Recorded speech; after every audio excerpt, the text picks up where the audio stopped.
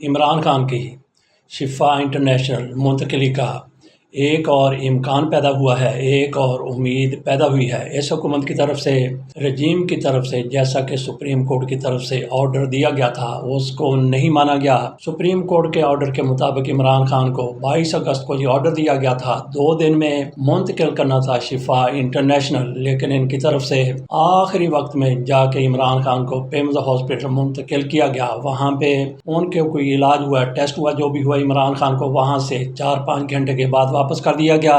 سہیل آفریدی کی طرف سے کھل کر اب یہ کہا گیا ہے کہ عمران خان کا شفا انٹرنیشنل میں اگر کسی نے علاج نہیں ہونے دیا تو وہ میاں محمد نواز شریف ہیں۔ تو باقی محسن نقوی کے حوالے سے تو خبریں آ رہی تھی کہ محسن نقوی اس حوالے سے پی ٹی آئی کے ساتھ تعاون کر رہے تھے۔ بہرحال اب ان کے اپنے لوگوں کی طرف سے بھی یہ کہا جانے لگا ہے کہ جس طرح سے محسن نقوی پر تحریک انصاف کی وہ قیادت جو عمران خان کا علاج کروانا چاہتی ہے، عمران خان سے ملاقات کرنا چاہتی ہے، وہ محسن نقوی کے زیادہ ہی قریب ہو گئے ہیں۔ بہرحال سہیل آفریدی کی طرف سے کہا گیا کہ عمران خان کے علاج میں سب سے بڑی رکاوٹ میاں نواز شریف تھے۔ اب کس طرح سے امکان پیدا ہوا، امید پیدا ہوئی کہ عمران خان کو منتقل کر دیا جائے گا شفا انٹرنیشنل میں، اسی طرح سے جس طرح سے سپریم کورٹ کی طرف سے آرڈر دیا گیا ہے۔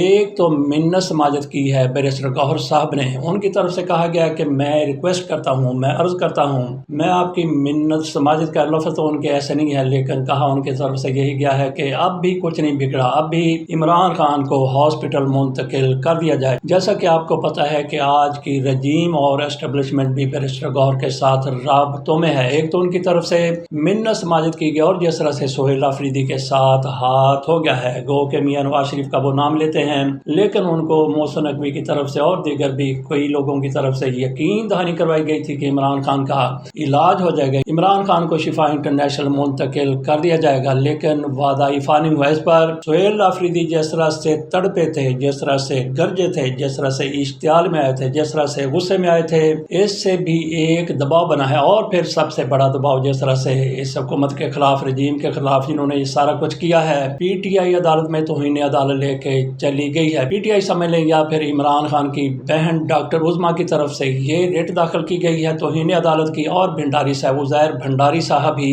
ریٹ داخل کرنے والے ہیں۔ اس میں کچھ لوگوں کے نام دیے گئے ہیں جنہوں نے توہین عدالت کیا ہے، اور ان میں کن لوگوں کے نام دیے، ایک تو وزیر اعظم صاحب کا نام دیا گیا ہے، اور دوسرے اعظم نذیر تارڑ کا نام دیا گیا ہے، تیسرے ہیں عطا تارڑ صاحب، اس کے ساتھ ساتھ رانا ثناء اللہ کا نام بھی ہے، خواجہ آصف کا نام بھی ہے، اس کے ساتھ چیف کمشنر اسلام آباد سہیل اشرف صاحب کا نام بھی ہے۔ یہ وہی ہیں جن کے خلاف شہباز شریف کی طرف سے کہا گیا ہے کہ اس بندے نے، چیف کمشنر نے اور آئی جی اسلام آباد ناصر رضوی نے کس طرح بگھی پر سفر کر لیا، اس حوالے سے ہم ویلاگ ایک بنا چکے ہیں۔ دراصل یہ شرارت کی گئی تھی بی بی سی کی طرف سے، ان کی طرف سے کہا گیا کس طرح سے ملکہ جیسی بگھی پر یہ لوگ بیٹھ کر آ گئے، اور اس کے بعد پھر پاکستان میں لے اٹھانے والے لوگ بے شمار موجود ہیں جنہوں نے شدید تنقید کی، لیکن اس کے ساتھ ہی محسن نقوی کی طرف سے کہہ دیا گیا کہ میں نے ان دونوں افسروں کو کہا تھا کہ ہم ذرا لیٹ ہو جائیں گے، آپ وہاں پہ چلے جائیں گے، چلے گئے، ان کی کوئی غلطی نہیں ہے، لیکن اس کے باوجود بھی شہباز شریف کی طرف سے نوٹس لیا گیا، شاید وہ آئینہ دکھانا چاہتے تھے ان کو، محسن نقوی کو۔ تو بہرحال سہیل اشرف صاحب ادھر بھی پھنسے ہوئے ہیں اور ادھر ان کا نام توہین عدالت میں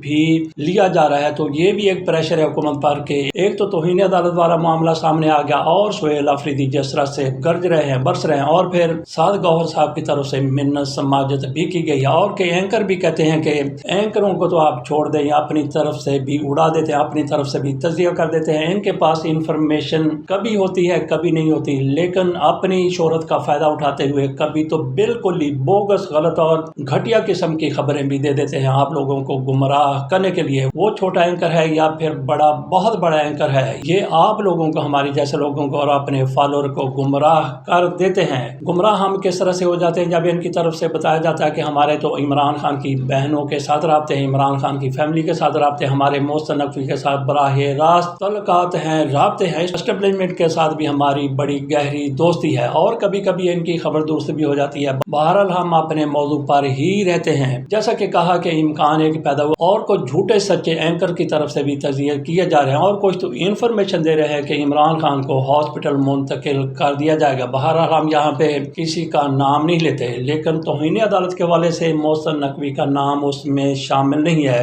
ایک اور وزیر بھی ہے محسن نقوی کے علاوہ، ان کا نام بھی شامل نہیں ہے۔ وہ بھی بڑے بھڑک کر، بڑے بھڑک کر اور بڑے پھدک کر عمران خان کے خلاف باتیں کرتے ہیں۔ تو محسن نقوی کا نام کیوں نہیں ہے؟ جن کے نام توہین عدالت کے لیے دیے گئے ان کے بارے میں کہا جاتا ہے کہ انہوں نے باقاعدہ عمران خان کے خلاف باتیں کی ہیں، فیصلہ ماننے سے انکار کیا ہے، گویا ہمارے پاس ثبوت ہیں۔ لیکن شہباز شریف صاحب کی طرف سے ایسا کوئی بیان نہیں دیا گیا۔ وہ چونکہ حکومت کے سربراہ ہیں، وزیر اعظم ہیں، بطور وزیر اعظم سارے یہ ان کے انڈر آتے ہیں، تو اس لیے جس طرح سے یوسف رضا گیلانی کو نااہل قرار دیا گیا تھا، اسی طرح سے پی ٹی آئی کی طرف سے میاں شہباز شریف صاحب کا نام بھی اس میں شامل کیا گیا ہے۔ محسن نقوی کا نام ان کے کہنے کے مطابق اس لیے شامل نہیں کیا گیا کہ ان کی طرف سے ایسا کوئی بیان نہیں ہے۔ دراصل وجہ یہ ہے کہ محسن نقوی ہی ایسی شخصیت ہے جن کی طرف سے یقین دلایا گیا تھا کہ عمران خان کی ہاسپٹل منتقلی ہو جائے گی، جیسا کہ بیرسٹر گوہر کی طرف سے کہا گیا کہ رات 8 بجے مجھے یہ یقین دلایا گیا تھا کہ عمران خان کو شفا انٹرنیشنل ہی منتقل کیا جا رہا ہے، لیکن بعد میں پھر ایسا نہیں ہو سکا۔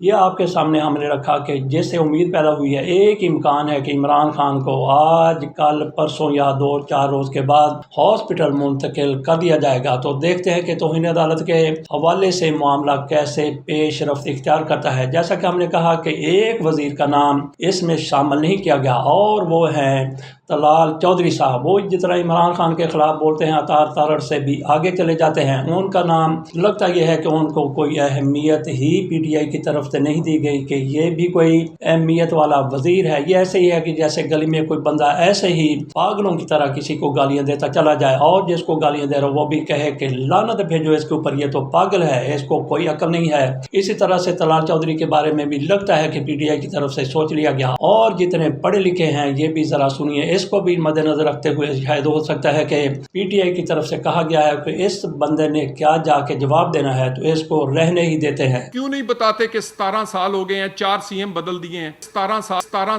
سال۔ یہ آپ نے سنیا کہ 17 کو کس طرح سے یہ پنجابی میں ہی اردو بولتے ہوئے نظر آ رہے ہیں۔ باقی پی ٹی آئی کی طرف سے توہین عدالت کی درخواست دائر کی گئی تو اس پر عطا تارڑ صاحب بھی بڑے بھڑک اٹھے۔ انہوں نے کہا کہ یہ حکومت نے توہین عدالت نہیں کی، جس طرح سے سفید جھوٹ بولتے ہیں اور دونوں پاؤں باندھ کے جھوٹ بولتے ہیں۔ دونوں پاؤں یہ کیوں باندھتے ہیں جھوٹ بولنے کے لیے؟ کیونکہ ان کے پاس صرف 2 پاؤں ہیں۔ اگر ان کے پاس 3, 4 یا 10 پاؤں ہوتے تو سارے کے سارے باندھ کے جھوٹ بولا کرتے، اور ان کو یہ احساس بھی نہیں ہوتا کہ ماشاءاللہ سے ان کی شکل کس طرح سے مومنوں والی ہے، اور جھوٹ بولتے ہوئے سارا کو یہ فراموش کر جاتے ہیں۔ آزاد کشمیر کی حکومت کی بات کر لیتے ہیں۔ وہاں پہ حکومت سازی کا سلسلہ شروع ہو گیا ہے۔ وہاں پہ آج اسپیکر کا الیکشن ہوگا، ڈپٹی اسپیکر کا الیکشن ہوگا، اور اس کے ساتھ ساتھ خصوصی نشستوں کے حوالے سے بھی وہاں پہ انتخاب ہونا ہے، اور 8 نشستیں وہاں پہ خصوصی ہیں۔ ہمیں پتہ ہے کہ ہماری سیاست کس طرح سے چلتی ہے، ہو سکتا ہے کہ ساری کی ساری نشستیں 8 کی 8 مسلم لیگ نون کو مل جائیں۔ وہاں پہ پیپلز پارٹی کی بھی کافی سیٹیں ہیں، 12 نشستیں پیپلز پارٹی کی اور 30 سے زیادہ ان کی ہیں۔ وہاں پہ تناسب کے مطابق سیٹیں ہونی چاہیے، لیکن چونکہ یہ پاکستان ہے اور آزاد کشمیر ہے، وہاں پہ پیپلز پارٹی کو ہو سکتا ہے وہاں پہ جو کامیاب ہوئے نمائندے ان کو کوئی سمجھایا جائے، کوئی سنگھایا جائے، اور وہ سارے کے سارے 8 کے 8 مسلم لیگ نون کے امیدواروں کو سلیکٹ کر لیں۔ وہاں پہ پاکستان کی طرح پارٹی لیڈر کی ثواب دید نہیں ہے۔ وہاں پہ باقاعدہ جس طرح سے پاکستان میں صوبائی اسمبلیوں میں سینٹ کے الیکشن ہوتے ہیں، وہاں پہ اسی طرح سے خصوصی نشستوں پر الیکشن ہوتے ہیں۔ تو ہو سکتا ہے کہ 8 کی 8 نشستیں ان کو مل جائے مسلم لیگ نون کو، لیکن تناسب جو بنتا ہے وہ یہی بنتا ہے کچھ نشستیں 1-2 ان کو پیپلز پارٹی کو بھی مل سکتی ہیں۔ اور وہاں پہ یہ بھی ہے کہ ابھی 7 نشستوں پر الیکشن ہونے ہیں۔ جس طرح سے آخری مرحلے میں 11 نشستوں پر الیکشن ہونے تھے، صرف 4 پر ہوئے تھے، 7 نشستوں کو چھوڑ دیا گیا ہے، گویا ابھی بھی ایوان مکمل نہیں ہے۔ وہاں پہ یہ لوگ جو خصوصی نشستوں پر آئیں گے، جو اسپیکر بنیں گے، ان 7 لوگوں کی نمائندگی نہیں ہوگی جو ابھی تک الیکشن کے ذریعے منتخب ہی نہیں ہوئے ہیں۔ تو باقی اسحاق ڈار صاحب وہ لندن میں پہنچے اور ہمارے فیلڈ مارشل صاحب ایران جا رہے ہیں۔ گویا جس طرح سے پاکستان کی طرف سے ثالثی میں اپنا کردار ادا کیا گیا تھا، جس طرح سے امریکہ اور ایران کو ایک دوسرے کے قریب لایا گیا تھا، پاکستان کی طرف سے ایک مرتبہ پھر وہ سلسلہ شروع کر لیا گیا ہے۔ دیکھتے ہیں کہ فیلڈ مارشل صاحب ان معاملات کو کس طرح ہینڈل کرتے ہیں، لیکن اپنے ساتھ وہ شہباز شریف صاحب کو لے کے نہیں گئے۔ ان کی یعنی شہباز شریف صاحب کی ان کو کو شاید ضرورت محسوس نہیں ہوئی کہ ان کو بھی ساتھ لے جاتے۔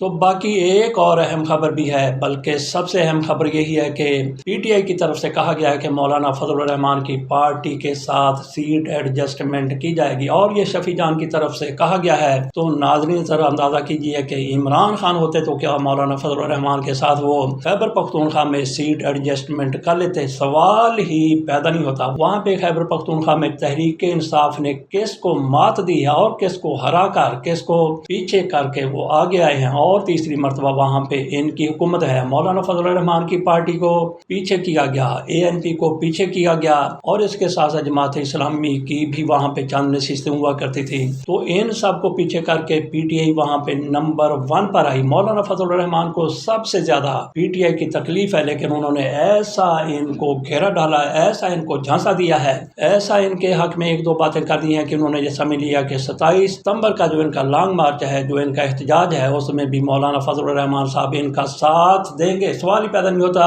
مولانا فضل الرحمان جیسے لوگ یہ چوری کھانے والے میاں مٹھو ہیں، یہ سڑکوں پر آ کر کسی کے لیے خون پسینہ بہانے والے نہیں ہیں۔ بہرحال سنیے کہ شفیع جان صاحب کس طرح سے بات کر رہے ہیں۔ مولانا فضل الرحمان صاحب جو ہے آپ کے 27 ستمبر والے احتجاج میں بھی آپ کے ساتھ شریک ہوں گے، یا صرف پارلیمان کی حد تک ان کا آپ کے ساتھ تعاون رہے گا؟ دیکھیے، اس وقت تو پارلیمان کی حد تک ان کا اتحاد رہے گا۔ ہم نے کچھ دنوں بعد جو ہے وہ تمام اپوزیشن پارٹیوں کے جو پارلیمان میں موجود ہیں ان کی ایک مشترکہ اجلاس بھی بلا لیا گیا ہے، اور جی یو آئی کے ساتھ، جمعیت علماء اسلام کے ساتھ ہم بڑے فائنل ٹچ میں ہیں۔ تمام تر چیزیں وہ بھی چاہتے ہیں کہ ریٹرن میں ہو، ہم بھی یہ چاہتے ہیں کہ چیزیں ریٹرن میں ہو، اور اس کے بارے میں بہت جلد آپ کو ایک اچھی نیوز ملے گی۔ وہ تو کچھ سیٹوں کے بھی اگلے الیکشن کے والے سے سیٹ ایڈجسٹمنٹ کی بات ہو رہی تھی، وہ بھی معاہدے کے اندر شامل ہے نا، جس کی آپ بات کریں ریٹرن بالکل تمام تر چیزیں جو ہے بڑا اس پہ گفتگو ہوئی ہے، مشاورت ہوئی ہے۔ تمام تر چیزوں کو ٹیبل پہ رکھ کے ہی فیصلہ ہوگا، تمام تر چیزوں کو ٹیبل پہ رکھ کے ہی فیصلہ کیا جائے گا۔ بالکل آپ جس طرف اشارہ کر رہے ہیں وہ چیز مذاکرات میں بھی شامل تھی، اور ریٹرن فیصلے میں بھی شاید وہ شامل ہوگی۔ یہ آپ نے سن لیا کہ شفیع جان نے کس طرح سے کہہ دیا کہ مولانا فضل الرحمان کے ساتھ، ان کی پارٹی کے ساتھ ہمارا اتحاد ہو سکتا ہے، سیٹ ایڈجسٹمنٹ ہو سکتی ہے۔ یہ وہی لوگ ہیں، شفیع جان ہو گیا، یہ دیگر لوگ ہو گئے، جن کے بارے میں کہا جاتا ہے کہ یہ نہیں چاہتے کہ عمران خان جیل سے باہر آ جائے۔ عمران خان اگر جیل سے باہر ہوتے تو سوال ہی پیدا نہیں ہوتا کہ اس طرح کا اتحاد کرتے، اور آج بھی عمران خان جیل سے باہر آ جاتے ہیں تو ان کو ایسا اتحاد کسی صورت بھی کرنے نہیں دیں گے۔ تو باقی کچھ لوگوں کی طرف سے کہا جا رہا ہے، بلکہ آپ کے سامنے ہم یہ ایک پوسٹ رکھ دیتے ہیں۔ اس پوسٹ میں 3 پیش گوئیوں کے بارے میں ہیڈ لائن دی گئی ہے۔ کہا گیا ہے کہ محسن نقوی خود اپنے عہدوں سے تنگ آ کر استعفیٰ دے سکتے ہیں، عمران خان 15 ستمبر سے پہلے ہاسپٹل میں ہوں گے، اور تیسری پیش گوئی کی گئی ہے کہ آصف علی زرداری ذہنی طور پر صدر کی کرسی چھوڑنے کے لیے تیار ہیں۔ تو ناظرین، اس میں کوئی شک نہیں، جیسا کہ ہم نے کہا کہ 15 سے پہلے عمران خان کو ہاسپٹل منتقل کیا جا سکتا ہے، اس پیش گوئی کو مانا جا سکتا ہے۔ اور جس طرح سے کہا گیا ہے کہ محسن نقوی بھی استعفیٰ دے سکتے ہیں، تو استعفیٰ دے سکتے ہیں کیونکہ ان کی بھی اس طرح سے نہیں مانی جا رہی، لیکن اس کا امکان سر دست بہت کم ہے۔ لیکن جس طرح سے کہا گیا ہے کہ آصف علی زرداری کی طرف سے ایوان صدر چھوڑنے کا فیصلہ کر لیا گیا ہے، تو ناظرین، آصف علی زرداری صاحب بہت کچھ، سارا کچھ نہیں، بہت کچھ چھوڑ سکتے ہیں، بہت کچھ مان سکتے ہیں، لیکن اقتدار سے الگ ہو جائیں، وہ اقتدار سے استعفیٰ دے دیں، اس کا سوال ہی پیدا نہیں ہوتا۔ آصف علی زرداری کو صوبے تو کہا جاتا ہے کہ صوبوں کے حوالے سے وہ استعفیٰ دینے کے لیے تیار ہے، حکومت سے نکلنے کے لیے تیار ہے، سندھ حکومت سے بھی پیپلز پارٹی دستبردار ہونے کے لیے تیار ہے، لیکن صوبے کسی صورت بننے نہیں دے گی۔ اتنی ہائپ ان کی طرف سے کریٹ کر دی گئی ہے، کہتے ہیں کہ پیپلز پارٹی مر تو جائے گی لیکن صوبے بننے نہیں دے گی۔ تو ناظرین، یہ ایسے ہی ایک طرح کا کنسپٹ یا تصور بنانے کی کوشش کی جا رہی ہے۔ آصف علی زرداری صاحب کا سوال ہی پیدا نہیں ہوتا کہ صدارت چھوڑ جائیں، استعفیٰ دے دیں، سندھ حکومت سے دستبرداری اختیار کر لیں۔ فرض کر لیں کہ سندھ حکومت سے الگ ہو جاتے ہیں تو پھر کیا صوبے نہیں بنیں گے؟ پھر بھی صوبے بن جائیں گے۔ آصف علی زرداری کی پوری کوشش ہوگی کہ حکومت میں رہتے ہوئے کوشش کی جائے کہ صوبے نہ بنے۔ اگر صوبے بنتے ہیں اور کالا باغ ڈیم بھی بن جاتا ہے، آصف علی زرداری کا اقتدار سلامت رہتا ہے، تو آصف علی زرداری اس کے لیے بھی تیار ہوں گے۔ تو جو لوگ آپ کو یہ چورن بیچنے کی کوشش کر رہے ہیں کہ آصف علی زرداری نے استعفیٰ دینے کا فیصلہ کر لیا کہ صوبے نہیں بنے دینے، تو یہ ساری کی ساری ہونے والی گمراہ کون گفتگو ہے، یہ ساری کی ساری جعل سازی ہے۔ زرداری صاحب کسی صورت بھی دستبردار نہیں ہوں گے، اور پھر ان کو تا حیات استثناء بھی مل چکا ہے۔ اس کے ساتھ اجازت دیجیے۔